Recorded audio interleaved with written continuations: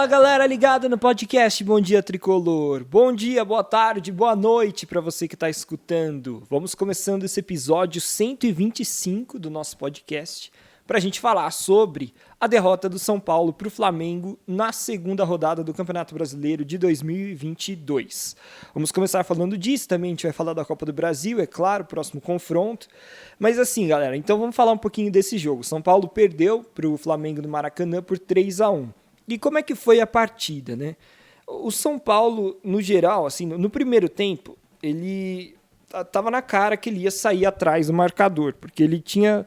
Parece que o time do São Paulo sentiu a pressão de jogar no Maracanã e os jogadores estavam meio desesperados ali na saída de bola. Tanto que, assim, o Flamengo adiantou a marcação e quando saiu o gol do Flamengo, do 1-0, o São Paulo já tinha perdido umas 3 vezes a posse de bola ali no campo de defesa e isso tinha gerado lances bastante perigosos para o time rubro-negro, né? Duas vezes tinha sido o Pablo Maia, que errou na saída de bola, numa outra o Wellington e na quarta, que foi quando saiu o gol, foi o Rodrigo Nestor que errou. E de maneira geral, isso que eu acabei falando já explica também, de certa forma, a atuação do São Paulo, né, e o resultado, porque vários jogadores foram abaixo nessa partida, principalmente jogadores jovens, vários sentiram a pressão de jogar no Maracanã, parece que se sentiram intimidados pelo time do Flamengo e também não souberam reagir, porque a verdade é que assim, o São Paulo ele tomou 1-0, e depois não estava dando pinta assim de que o São Paulo ia empatar o jogo. E foi num lance totalmente fortuito, uma das pouquíssimas... Foi praticamente a primeira finalização do São Paulo. Não foi, estatisticamente, foi a terceira no gol, mas assim, finalização mesmo perigosa foi basicamente a primeira e foi a única no gol, a finalização do Caleri que fez o gol de empate. Foi um cruzamento assim meio balão do Rafinha, que não parecia ser um cruzamento tão perigoso, mas a defesa do Flamengo bobeou e o Caleri é muito bom na jogada aérea, então ele pulou ali, foi direto na bola, né? Avançou em cima da bola e conseguiu empatar ali no finzinho do primeiro tempo. Então assim, até acho que assim, no primeiro tempo, quando terminou 1-1, eu falei, nossa, São Paulo tá no lucro, porque ele nem jogou tão bem, né? Tomou só um gol, apesar de ter tido várias falhas de saída de bola no primeiro tempo todo, e vai virar para o segundo tempo com o placar, né, empatado. E aí, depois, no segundo tempo, o Tricolor até conseguiu, numa hora ou outra, conseguiu trabalhar um pouquinho melhor a bola, mas aí acho que assim, o time do São Paulo não conseguiu resistir à pressão do Flamengo, no momento tomou o segundo gol e logo em seguida tomou o terceiro, e esse negócio de tomar um gol do Flamengo e logo em seguida tomar outro, lembrou muito os jogos que o São Paulo perdeu de goleada no ano passado para o Flamengo, né? Aquele 4-0 e também o 5-1. Nas duas ocasiões, São Paulo foi tomando um gol atrás do outro e ali a partida já foi para o espaço, né? Inclusive uma delas no Morumbi com o Rogério Ceni, né? Naquela entrevista coletiva de pós-jogo, né? Depois o Rogério até falou, o torcedor de São Paulo deveria ser ressarcido e tal, enfim. Então, assim, não é um fato novo, né? O São Paulo tremer na frente do Flamengo, e eu achei que mais uma vez os garotos sentiram a pressão. E assim, eu acho que tem algumas maneiras da gente analisar essa derrota, né? Então eu falei um pouquinho do desempenho dos jogadores que foi abaixo, mas também assim, o Rogério Ceni, não acho que ele seja o maior culpado, mas ele também poderia ter feito coisa melhor nas alterações. Eu acho que ele arriscou um pouco demais o time ao tirar o Pablo Maia do primeiro para o segundo tempo. Assim, eu até entendi, na princípio, a alteração, porque eu falei assim, o Pablo Maia tá muito mal, ele jogou mal o primeiro tempo, ele entregou ali 2 chances perigosíssimas para o Flamengo, mas por outro lado, e ele tomou cartão amarelo, né? Mas por outro lado, ele é basicamente o único cara que é seguro para jogar como primeiro volante ali na frente da área do São Paulo. Se ele não tiver bem, né? E a gente sabe, ele vem jogando em sequência, vem jogando bem, mas é um problema você não ter um cara que seja substituto imediato. O Luan poderia ser, mas o Luan não estava nem no banco e eu acho que é porque ele realmente ainda está muito fora de ritmo. Então o Luan não era uma opção viável. Quem que estava no banco que poderia entrar? Tinha o Andrés Colorado, né? Tinha ali também o Patrick, mas o Patrick para primeiro volante não sei se funcionaria. E tinha também aquele André Anderson que entrou depois, inclusive. Eu acho que o Rogério poderia ter, sei lá, colocado, talvez ele até pudesse ter feito a alteração que fez, colocando, né, ele tirou o Pablo Maia e colocou o Gabriel Sara. Mas aí eu acho que ele tinha que ter recuado 2 jogadores para ficar mais como primeiro volante, para não ficar tão vazada ali à frente da área do São Paulo, né? Porque a impressão que me deu é que sem o Pablo Maia ali, a única opção, a opção mais fácil assim, seria você substituir o Pablo Maia por 2 jogadores, porque aí você compensaria o fato de nenhum dos dois ser grande marcador, poderia ser, por exemplo, o Igor Gomes e o Nestor, pelo fato de você ter 2 ali, né? De você ter 2 jogadores naquela posição. Mas assim, além disso, eu acho que ele poderia ter feito outras mudanças, né? No primeiro tempo, o Rafinha, o Diego Costa e o Pablo Maia tomaram cartão amarelo. Então isso já comprometeu bastante a defesa do São Paulo. E apesar assim do Diego Costa estar jogando relativamente não, o Diego Costa jogou bem a partida toda, ele tinha um amarelo. Então eu acho que talvez fizesse sentido colocar o Arboleda ali, para ter mais um zagueiro que não estava amarelado, que é um cara experiente e que é um cara muito bom no mano a mano. E enfim, às vezes ele poderia até talvez, Rogério Ceni, mudar o esquema para 3 zagueiros e colocar o Arboleda, entendeu? Né? Então, enfim, ou ficar com uma linha de 5 atrás, que fosse. Mas eu digo isso porque, assim, contra um time que nem o Flamengo, que a gente sabe que é um dos times que tem o poder ofensivo mais forte do país, você não pode arriscar muito. A gente tem que também assim, entender que hoje em dia o time do Flamengo, jogador por jogador, principalmente do meio para frente, é melhor que o São Paulo, é mais perigoso que o São Paulo. O São Paulo durante muitos anos teve, né, elencos que eram ali dos mais fortes do país, tal. Hoje em dia não é mais assim, a gente está atrás de Flamengo, Palmeiras e Atlético Mineiro. E principalmente comparando com o Flamengo, tem muitos jogadores perigosos de frente com poder de decisão.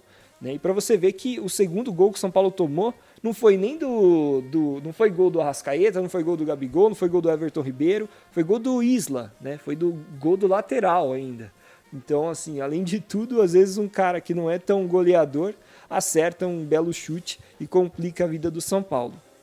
Mas também dito isso, a gente tem que entender que não é o fim do mundo também, obviamente.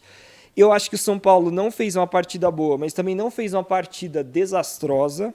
Teve alguns erros muito crassos, mas eu também não acho que foi 100% do tempo horrível. Achei que o Flamengo merecia a vitória, obviamente, no geral.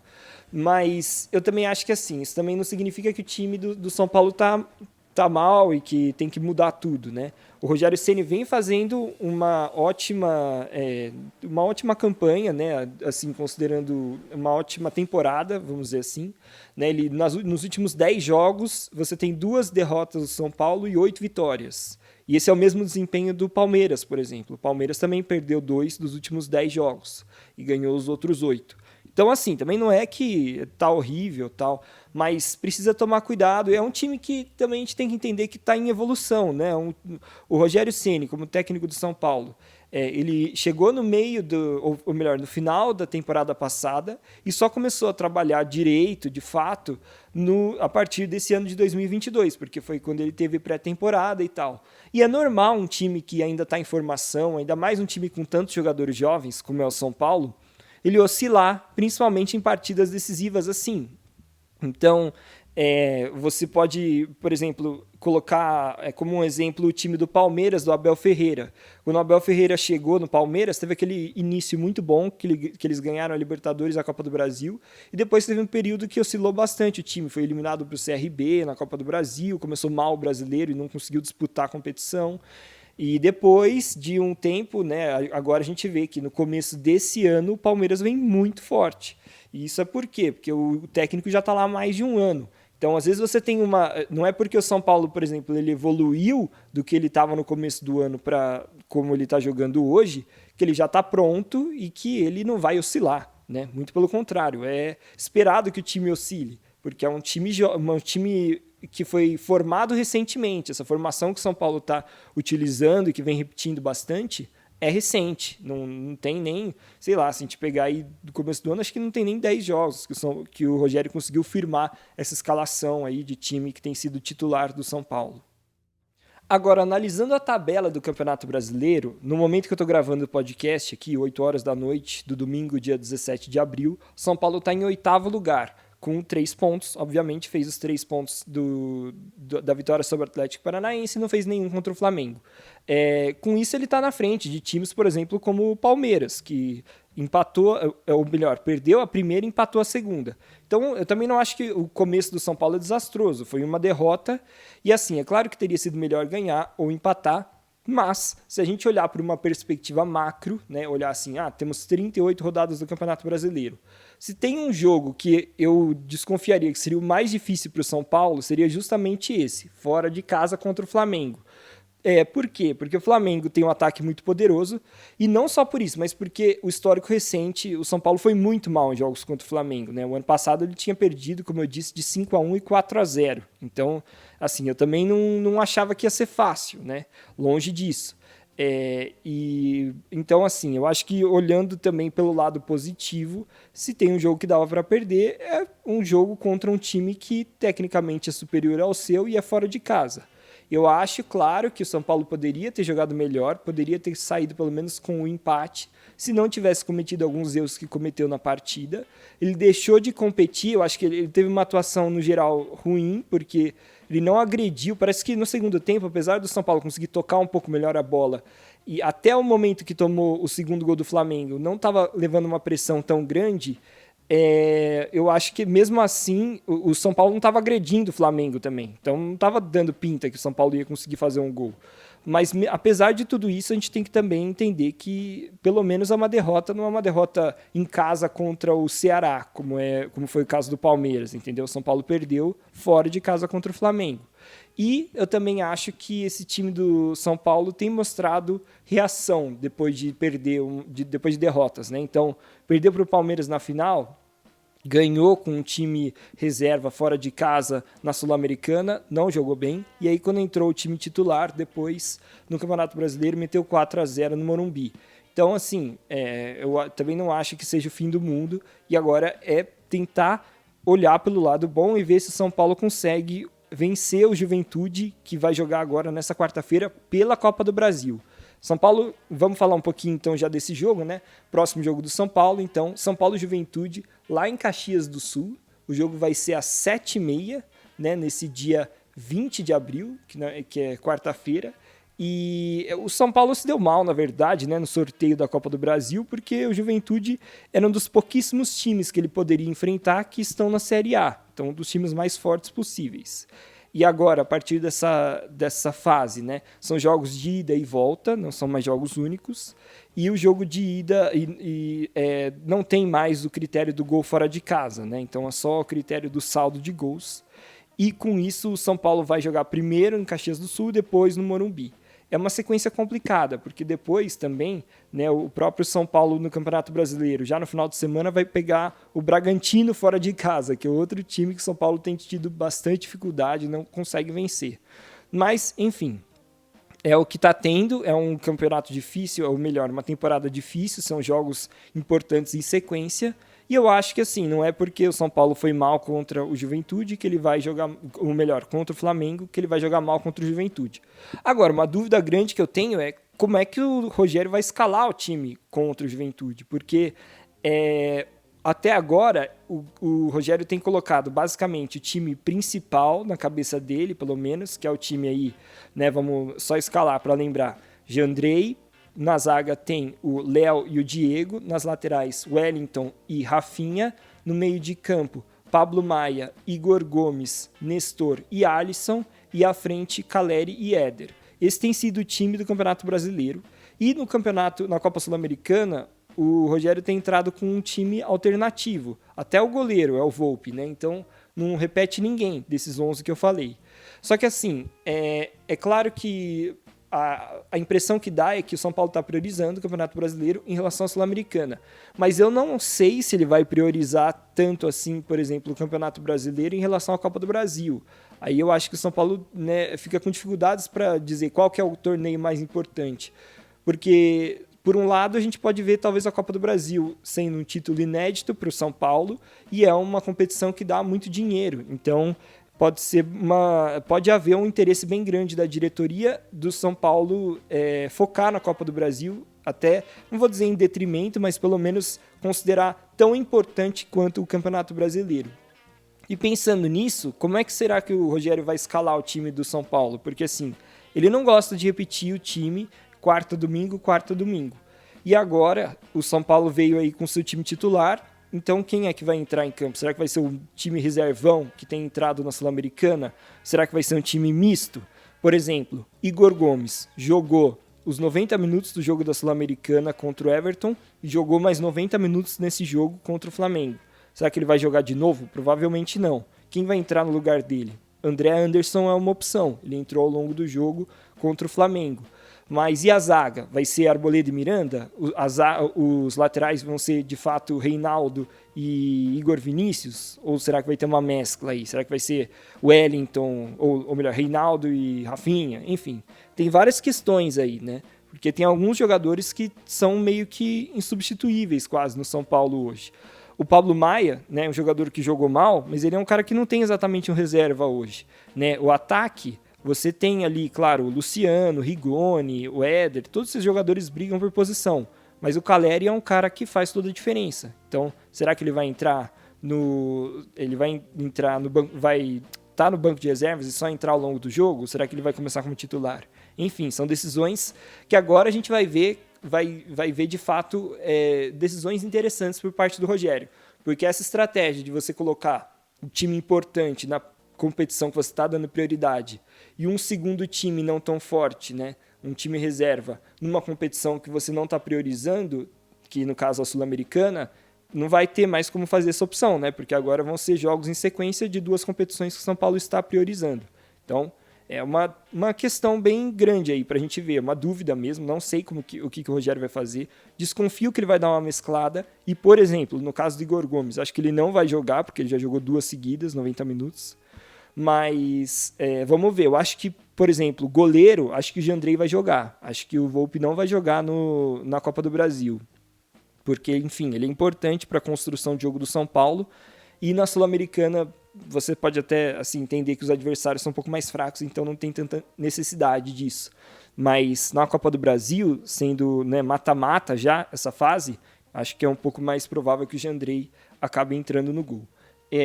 O Arboleda é bem provável que jogue.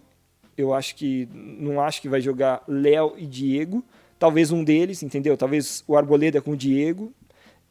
Na questão dos laterais, o Rogério vai ter que pensar bem, porque assim, o Wellington foi bem mal contra o Flamengo, foi muito mal. E ele vinha sendo bem seguro, bem regular, foi muito mal. E como é que será que vai ser então agora? Será que ele vai colocar o Reinaldo? Mas o Reinaldo, teoricamente, é menos... Ou melhor, ele é pior defensivamente que o Wellington. Então tem muitas questões, muitas perguntas sem respostas, né? Dá pra gente ficar aqui o dia inteiro perguntando, mas são só algumas para instigar aí para vocês também ficarem se questionando. Bom, galera, falemos um pouquinho agora sobre a entrevista coletiva do técnico Rogério Ceni depois da partida, né? O Rogério deu uma relativizada quando ele falou sobre a derrota. Ele falou que o Flamengo é um time muito bom, que tem jogadores muito bons. Perguntaram para ele assim, você não deveria, sei lá, saber um pouco mais como parar o Flamengo, já que é um time que você treinou? Ele falou que não, que ele sabe da qualidade dos jogadores, mas que são jogadores difíceis de parar. E ele disse assim, a gente enfrentou um time muito bom tecnicamente. Ele falou que os jogadores do São Paulo são garotos, então vão oscilar. E aí ele comentou também uma coisa que eu achei interessante, que o Flamengo não errou, não teve nenhum erro de saída de bola. E o São Paulo várias vezes deu chances de gol ao Flamengo justamente em erros de saída de bola. E aí ele falou que isso é também porque o Flamengo é um time mais experiente que o São Paulo, né? O São Paulo é um time de garotos. Perguntaram também sobre o Luan. O Rogério Ceni disse que o Luan não tinha condições de jogo, por isso que ele ficou em São Paulo e nem viajou. Que assim, ele jogou 60 minutos na quinta-feira, né, contra o Everton, e assim, isso foi um limite do limite para ele. Então ele não está em condições de jogar assim 3 dias depois, por isso ficou em São Paulo para se recuperar um pouco mais. Aí também perguntaram sobre o André Anderson, que fez a estreia dele, né?